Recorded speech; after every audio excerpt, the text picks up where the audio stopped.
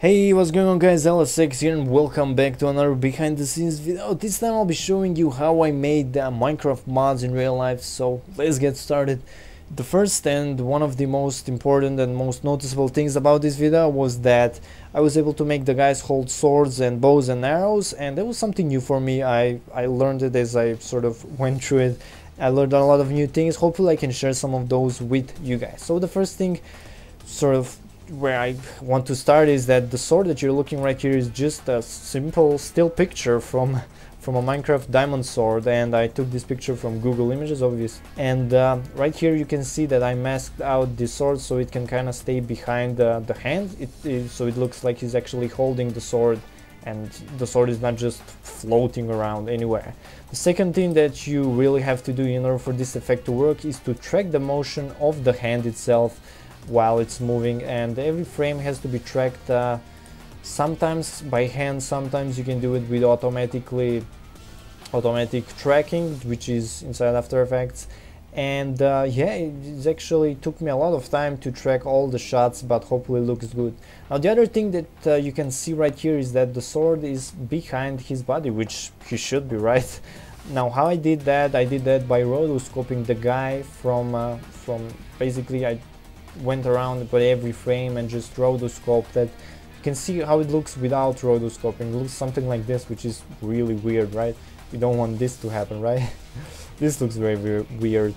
And you have to rotoscope it. Sometimes it takes a lot of time, especially for scenes that require that are longer basically, and they require a lot more rotoscoping than some other scenes. Now again, the same mechanics apply here, but this time I also had to rotate the sword. So right here you can see the sword is kind of pointed to the left side, and right here when he hits it's rotated to the right side.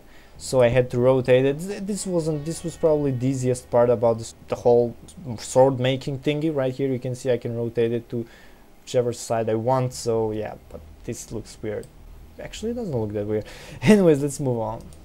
And as usual, there are a lot of sort of motion track scenes. In fact, there were a lot of motion tracking scenes in this video particular, and right here you can see all the dots that were tracked during the motion tracking. This was automatically done by After Effects, which sure as hell saves me a lot of time if you ask me. I mean, motion tracking is probably one of the hardest one, and this is 3D motion tracking, so it's even harder. Now another interesting effect that I learned while I was making the video is that you know, I made the string sort of go back and forth, which I don't really think this is the right way to go, but it looks pretty real and it sort of fits with the whole Minecraft style thing, because I was still able to keep the block style that Minecraft has, and the string was still acting like it was string, and I did that by using an effect called CC Smear. You can find this effect in After Effects, obviously, under the effects section, then going to the distort tab and choosing the CC Smear. Now CC Smear works by setting up 2 points. The first point is the point that shows one end of the string, and the other end is right down at the end right here. And after that you play with the setting called reach, so you can move the reach back and forth, making the string stretch in which direction you desire. Basically it looks really cool. And right here, as always, I had to rotoscope the guy, because if I didn't rotoscope it would look something like this, and this looks weird. Now what's funny about this shot is that the sword that you're looking at right here, the blue one, is not actually a different material sword.